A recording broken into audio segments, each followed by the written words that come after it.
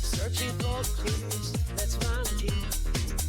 Left untold secrets calling me fear. Footsteps echo on this glorious chase. Our feet trace as we pick up the pace. Treasure seeker, we pulse light. Follow the rhythm under moonlight. Through the ancient roots, it's the style of life. With every turn, escaping shadows by. Good evening, everybody. This is There's Treasure Inside, the unofficial podcast. This is Blake coming to you live from New Mexico, and joining me is Bryn and Cody from Washington State. How's it going, guys? Excellent. Excited to be talking through this hunt. Excellent. Going well. I'm very nervous. Yeah. This is your first time podcasting, Cody? It is my first time podcasting. I'm a little bit nervous. Enjoying the treasure hunt. Happy to talk about the joy of treasure hunting and be involved in the community. I see what you did there with Joy. Yes. Are you referencing Joy's serenade in the back of There's Treasure Inside, the book by Jon Collins-Black? I may be not. I was also going to make the leap to, if we're going to talk through the word search in the past and future box, to not tell anyone. Don't tell anyone that you're nervous. It's going to be fine. That's right. A lot of themes to be taken away from this first episode of There's Treasure Inside, the unofficial podcast. Welcome, everybody. Just remain steady. Welcome. And complete the podcast. All we have to do. That's our mission of episode 1. All right. Well, welcome, everybody. There's Treasure Inside, the unofficial podcast. We're going to be doing a series of episodes. The plan right now is to do about 30 episodes, one covering each chapter. Do you want to talk a little bit more about that format that we're thinking about, Bryn? Yeah, so we're going to kick off with just episode 1 here, where we're going to just lay the groundwork for what this podcast series will be. Talk through a little bit about where we're at current time with the treasure hunt. Currently, as we're recording this is early, heading into mid-December 2024. We'll be talking a little bit about what we know about Jon Collins-Black, what we've been hearing in the various hunting communities that we've been a part of, a little bit of backstory about us, and yeah, as far as other format goes with the podcast, like mentioned, about 30 episodes. Every 6th episode, we'll dive into one of the part 2 puzzles, treasures of the book. So we'll be going through in order of the chapters, but then also jumping around so we can stay up to date with the treasures in part 2 as well. Yeah, the book has been out about three weeks now at this point. I guess we can jump straight into news, which is mainly revolving around kind of book sales and book availability. Looking at some of Jon Collins-Black's posting, it sounds like, and I think these are rough numbers, this is what I've gleaned at least, it seems like maybe around 50,000 copies of the book have been sold at this point, based on kind of the information that he's mentioned in some of his posts.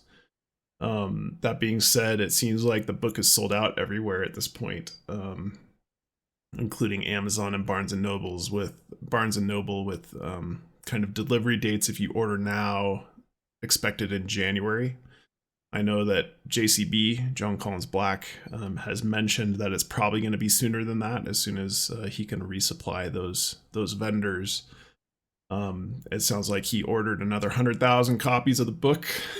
So hopefully he also mentioned, I think it was one of his direct emails, that originally I think he was planning on ordering 20,000 and they upped it to 100,000. So wow. Yeah, quite the leap. So yeah, for folks that are still waiting on their copies of the book, we're hoping to at least give you a little bit of preview as we go through the episodes of this podcast series. To start with, to go over the individual chapters, to give you a little bit of information and insight. Obviously, we're not going to read the book aloud. That's probably highly illegal. So we're just going to discuss our thoughts on it. Fair use, fair use. And also a general PSA that if you're looking to sell your book, you can make a pretty penny on eBay with resale. Maybe more, maybe less, depending on your markings inside the books. Hard to say. Yeah, you said Right. one sold on eBay, Blake.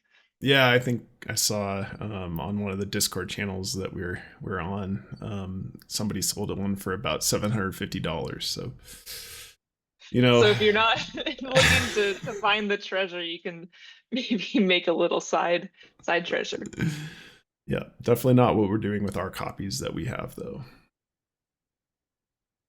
I think some additional news on the topic of the book sales is that there's other reporting from JCB himself that he's considering releasing an ebook version of There's Treasure Inside as well. And the super interesting part of that is that it's not just going to be one book, it's going to be 5 different ebooks. So kind of the way the book is laid out is in 2 parts. So the first part is the kind of stories about the treasures that are part of these treasure boxes. There's 5 treasure boxes in total.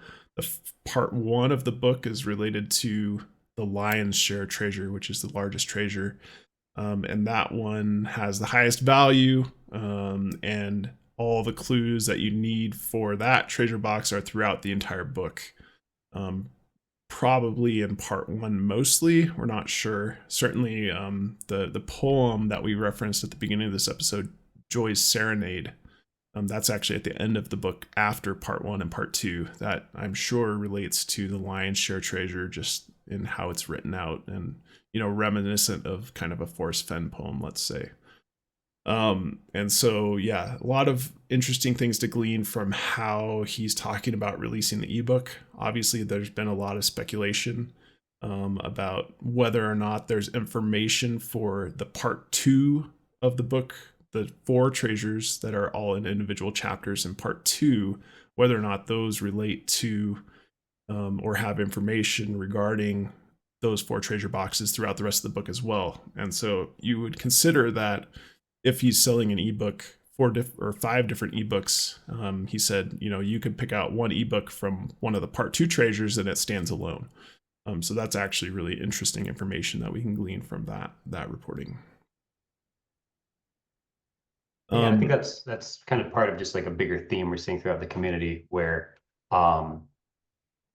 I think confirmation bias is very real, but there's a lot of opportunity to look at what he's saying to us, like in very plain English, directly within the book, saying, hey, these 4 chapters are standalone chapters. You shouldn't need a lot of other information from elsewhere in the book. It seems like a lot of people still forget that message and want to go back and pull information from elsewhere in the book. I know that I'm guilty of that as well. It all kind of starts to get jumbled together in your head, but I think the big takeaway is, there's a handful of different things that Jon Collins-Black is saying in the book, kind of the almost direct instruction to the reader.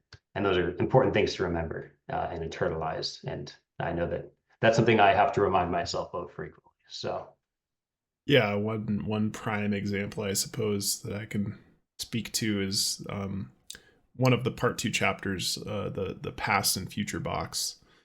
That's one individual treasure box. That one has a word search associated with that chapter, which I think a lot of people, in my opinion, kind of gravitate towards just because it's a tangible puzzle instead of kind of an interpretation type puzzle that you might have seen in, let's say, the Forrest Fenn treasure hunt, where it's a poem and it's all about interpretation. One of the potential solves that had been battered around is cut out that word search because there's some very specific patterns of O's in there, and maybe line it up somewhere else in the book to get a clue. But if the ebooks are being sold separately, that doesn't seem viable. And kind of a couple pieces of information we're hearing make it sound like the chapters are standalone for those part 2 treasures that consist of 4 different treasure boxes. And if at any point during podcasting I call it a word search, no, I call it a crossword, I mean word search. Word search. I can't get it through my head. It's crossword. It's been crossword for 2 weeks. I get corrected every time. It still hasn't stuck. Another consideration with the ebook that I think is really important to consider is I think when we receive this physical tangible book, it's like trying to think through like the different ways that we should be using the book in a physical manner, like Yeah. especially with the different like graphic treatments and page treatments backgrounds that are applied throughout the book. It's pretty easy to get lost in like how I can physically be like you said, bending a page, or like what could I be doing to manipulate this physical book. So I think that rules out a lot of that problem solving, puzzle solving, in just the sense that, you know, I don't think he's expecting ebook buyers to be printing out this book and be using it in that way. Yeah, that's a really Yeah. good point. This wasn't in the plans though. I know in that message he said he designed the treasure hunt so that you don't have so that you would get away from technology and into nature. But I don't know. That's not your experience so far, Bryn, right?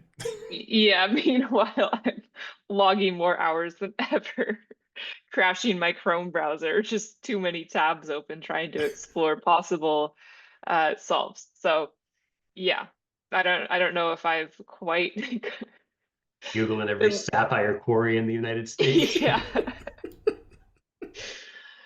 Yeah, I'm a little heavy on the Google searching. So I think just personally trying to take a step back into more of the spirit of the book and the greater messaging throughout the chapter, and yeah, trying to get back to a higher level approach than my tedious Googling. Yeah, I think that's something we're gonna hopefully try to do is when we go through the individual chapters in our review, not just focus on the hidden clues that we're trying to find there, but focus on the spirit of the book and what we think JCB is trying to get across in each of these individual chapters. So, And he seems like that kind of guy, just from watching a couple interviews with him, that would like really lean into the whole spirit of the book thing.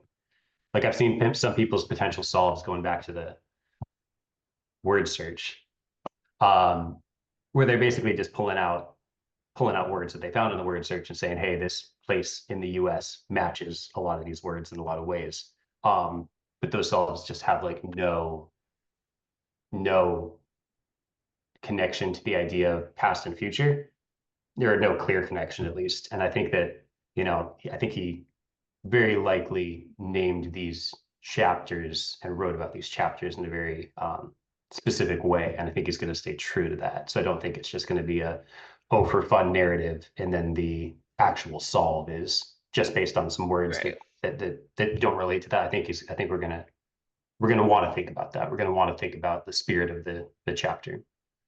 I also think we can't underestimate the complexity of the puzzles that he's creating. I mean, I think we know he was heavily involved with the Forest Fen treasure and got pretty deep into that world. And so I think if we're thinking through what he's developing as far as puzzles and solves within a 5-year span that he's been working on this book, I think it's fair to assume that there's a lot of layers and depth and tied into his messaging throughout the book beyond simply, you know, words that happen to be found within the word search. So, I mean, using the past and future box word search as an example, but I think, yeah, as you were saying, Blake, like tying in to the importance of the overall themes, messages throughout each chapter and how that ties in.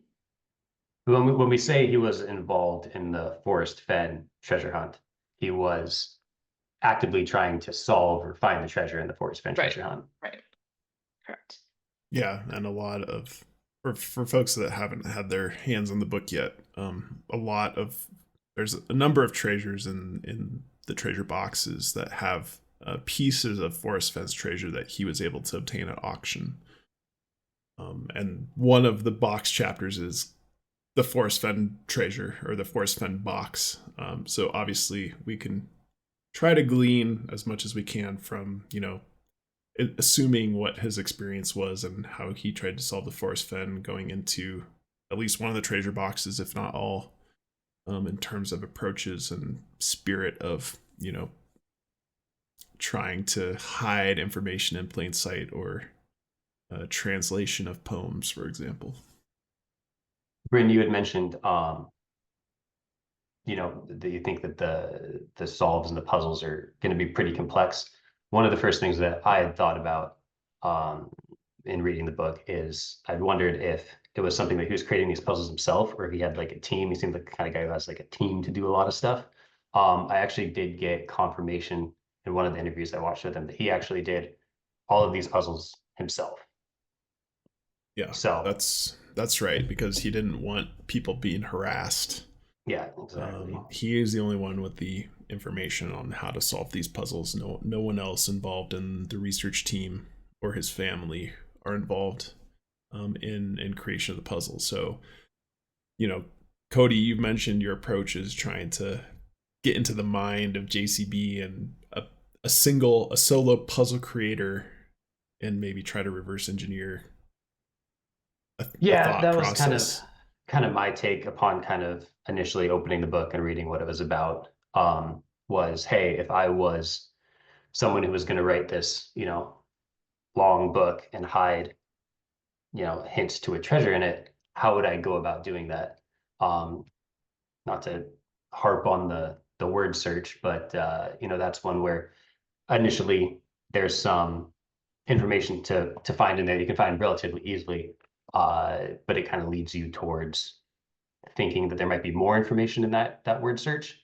So one of the first things I think, instead of trying to think, how do I find this, or to start looking for the other information in the word search, I think, okay, if I was creating this word search, and I had already had to find a way to encode this first message, what would be a reasonable way for me to encode a second message that doesn't just make it exponentially more difficult to create the word search in the first place, especially if there's going to be, I don't know, my gut's telling me there's going to be multiple things still hidden in that word search. And, once you start adding on layer after layer, it's going to get really difficult to create a word search so that you can hide that much stuff in. So.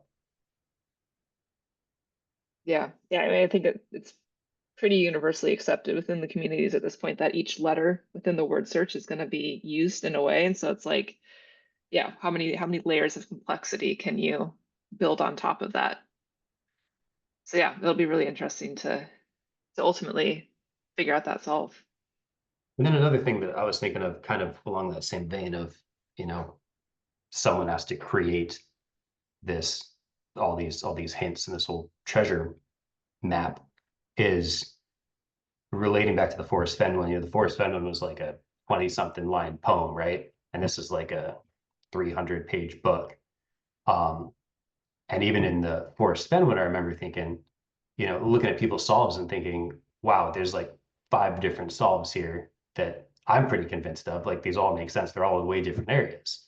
So how do you, and that's only with 20 lines. So how do you create a 300-word book where everyone's going to be scrutinizing this thing and going over word after word, and make it so that there's, I'd say, one answer, but really 5 answers, right?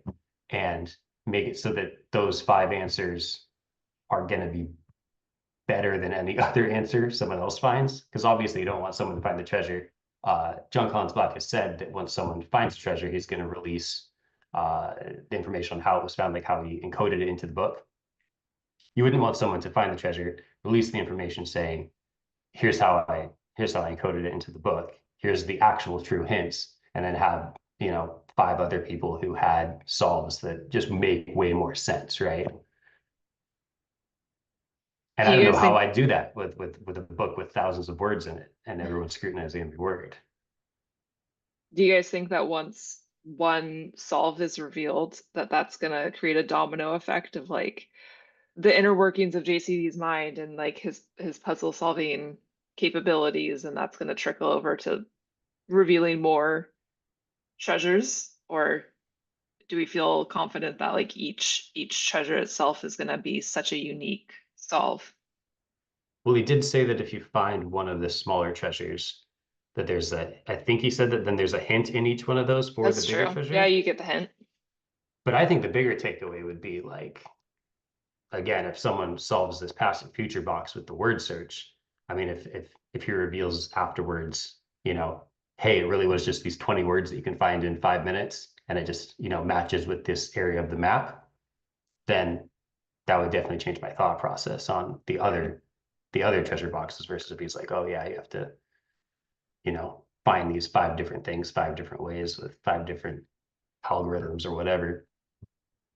It is interesting how different some of those last 4 chapters are. Like my big ones are the crossword one, past the future, and the Pokemon box. Um, and the hints on those just seem just wildly different. Right. You Yeah, and I haven't. guess he did. I Go was gonna ahead. say, I think he spoke to like, each one would gravitate towards a different group of people, and I think both in the treasure that appeals to you the most, but also in the solve uh, technique as well. Do you have any additional background information in your research, Cody, of JCV? Kind of how he acquired his ability to make a multi-million-dollar treasure hunt? Well, I know he was an early Bitcoin investor. I know that. I know he's a children's book author, and he's actually mentioned that in one of the books he wrote, there is a hint. Now, to what extent is that hint useful? I'm not sure. But he did say that there's a hint in one of them. I don't have that book. Blake, I think you ordered that book. I do. Somebody So, might be receiving it as a Christmas present. ooh, Excellent. well, give me 4 or 5 days to read it, and I'll report back and let you know if I see Yeah. any hints in I there. think it's about a 10-minute read or less. Don't worry. Well, we all have different read at different levels, Blake. He's also mentioned he loves games and treasure hunts, obviously. One thing that stood out to me, though, is that he keeps mentioning that he loves escape rooms, which is funny because I feel like escape rooms are a pretty recent invention. Like, I don't remember ever hearing about escape rooms before, what, 10 years ago? I want to say like really like 5, 6, 7 years ago. So that might be something else we're thinking about is like what kind of hints do you see in escape rooms that may be different than, your classic riddles and games and stuff that he may have incorporated in because he specifically mentioned escape rooms a couple times.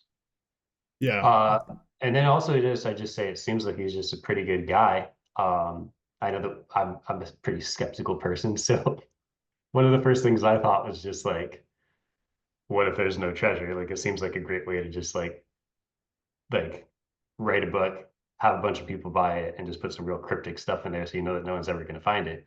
But he did mention that he'd likely give any of his extra earnings to charity, which makes you feel like, all right, if he's doing that, it's probably not a scam.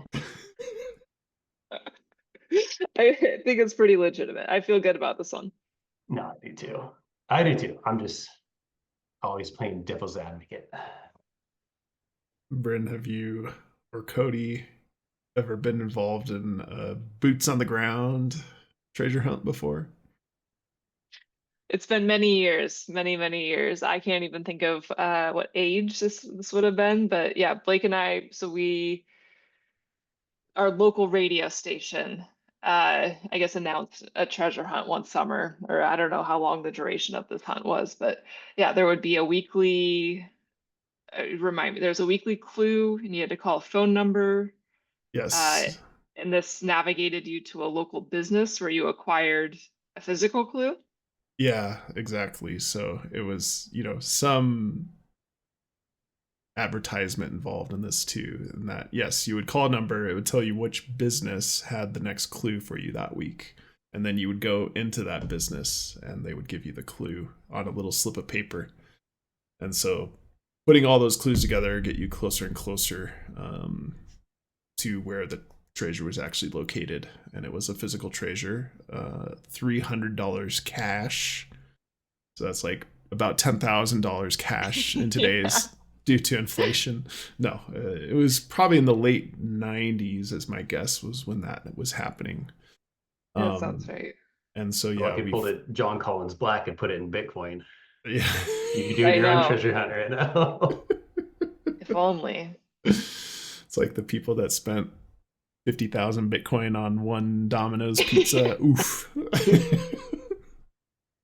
Ouch. How do you, yeah, never eat pizza again.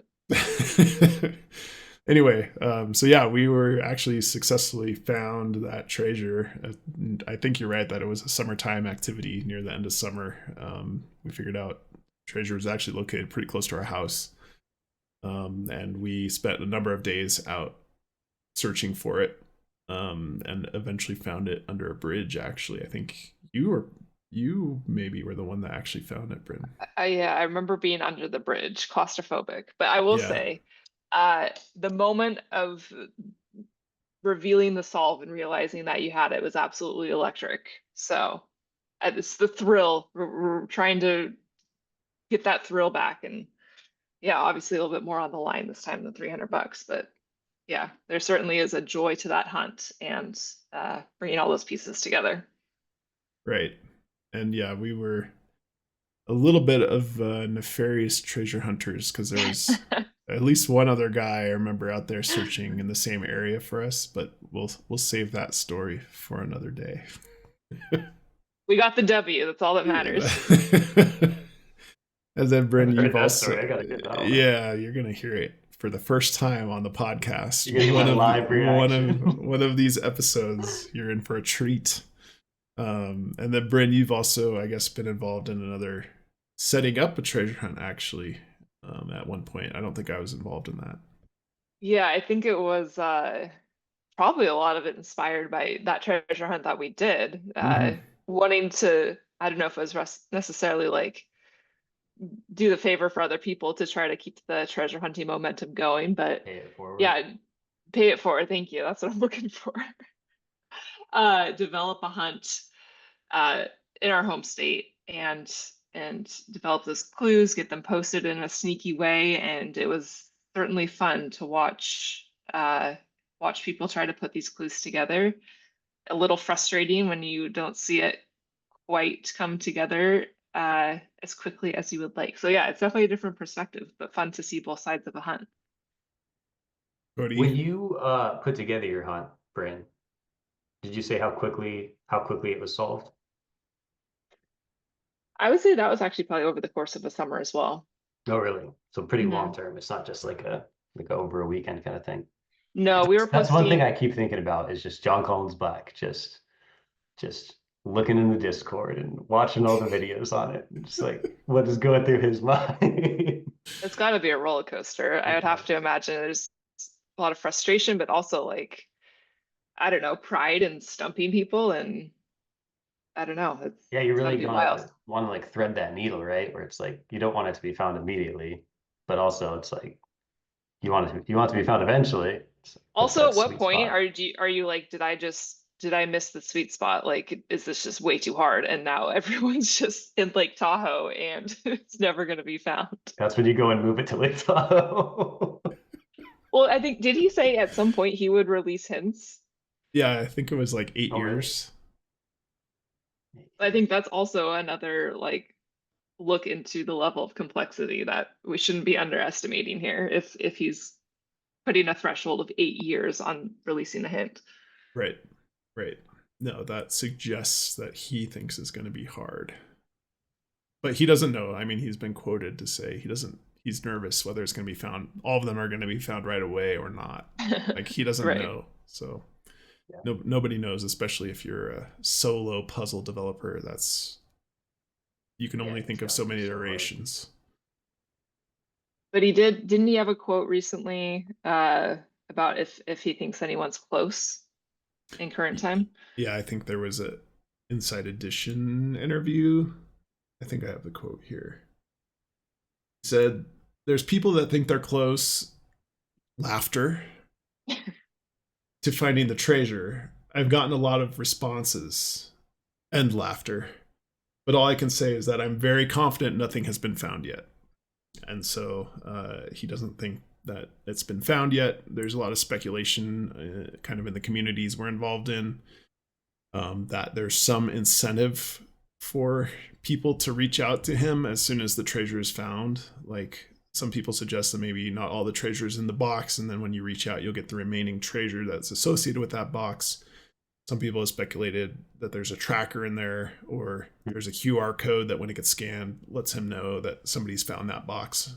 Anyway, it's all speculative right now, but yeah, it's suggested that he will know somehow when the treasures are found. I doubt he is actually traveling out, because I'm sure there's people that are maybe trying to track if he were to get on an airplane.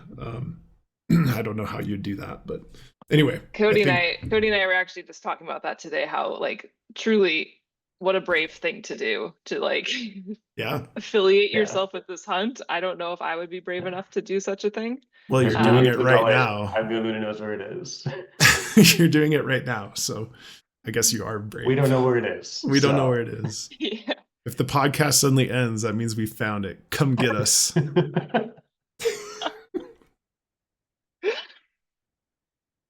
Yeah, I'd be leaning towards something in the box where like it gives you an incentive to reach out to him.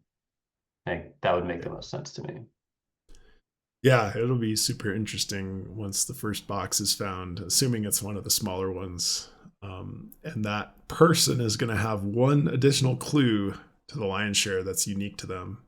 Whether or not they're going to share that with people or not, it'll be very interesting to see what happens. Yeah. All right. What else is on the docket tonight? I think one piece of information we neglected was there was a map that was released at some point, I think even on his website or on his Instagram or something, that showed 5 different regions of the US. And it was meant to kind of portray that the treasure was hidden. The 5 different treasure boxes were kind of distributed across the US, but I think JCP has said that that map isn't necessarily completely accurate as to each region contains one treasure. It's just kind of a visual representation. So I think just that as one more note that we wanted to talk about, but I'm bringing it up. But he has said one of the, not problems, but one of the things he irked him about the Forest Fen treasure was that he felt like it maybe wasn't accessible to everyone because of its location and being a single treasure. And he said actually in the interview I watched that that's one of the reasons why he chose to do 5 treasures instead of 1, so it would seem more accessible to more people. Mm-hmm. So while that map, is not accurate and that there's 1 in each of those 5 zones, I think it is accurate that he's led us to believe that they're spread out with it up around the United States. Right. And I believe in the book, in the end, there's a section that has no clues in it. That's like the first thing he says. It's just about safety and a little bit about the details of where the treasures are. And maybe you can comment on the public lands part of that. But he also said that the treasures are no more than 3 miles away from a road. So expecting to do, a 10-mile hike in and out to find the treasure location is not in the cards. It's going to be at least within 3 miles of a vehicle accessible road. No special equipment. Right. I'll save the details on the public land for a different podcast, but essentially I've been looking into different classifications of land and where you can actually legally hide treasure and have someone find it and keep it, and looking into that. It's so convoluted that after researching, I think I actually know less than I did before I started researching. So I don't know that any of it's that. You're not a lawyer. I'm not a lawyer. And there's a lot of people pretending to be lawyers online, so I don't know who to believe.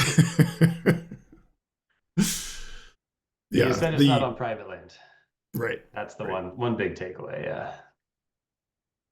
Right.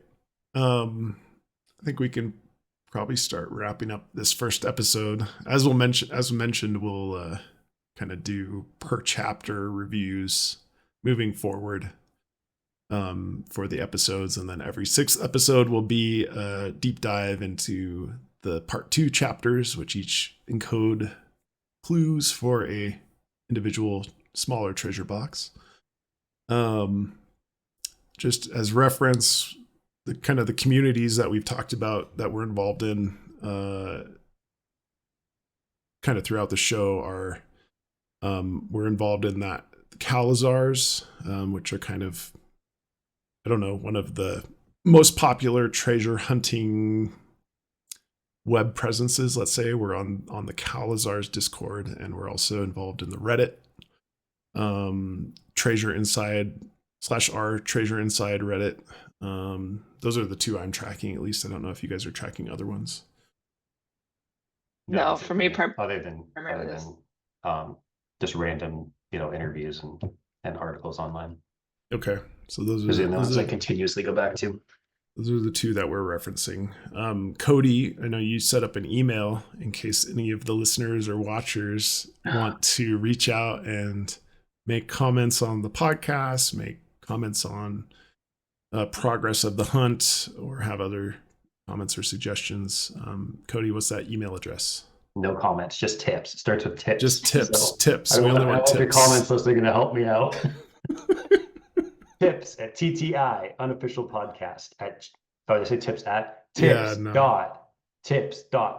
the top. Tips.ttiunofficialpodcast at gmail.com. Can you put it on the screen, Blake? No, I can't. But I'll that in post. I'll put it on the YouTube, and I'll put it on the podcast description when we get this launched. So Blake's gonna put that link right here on the screen. I'm not, but maybe next time. Punch that subscribe button. Yeah, hit that subscribe and the like button. Hit the bell. All right. This episode will probably be a bit longer because I'm sure we'll have a lot of ads to read. So. A lot of ads and about 100 tips that are going to come in. If you sent in a tip, we'll read it live. That's our promise. No, that's not a promise at all. No, absolutely not. It's not a promise at all. All right. That wraps up episode 1 of There's Treasure Inside, the Unofficial podcast. We will see you guys at the episode 2. Take care. Happy hunting.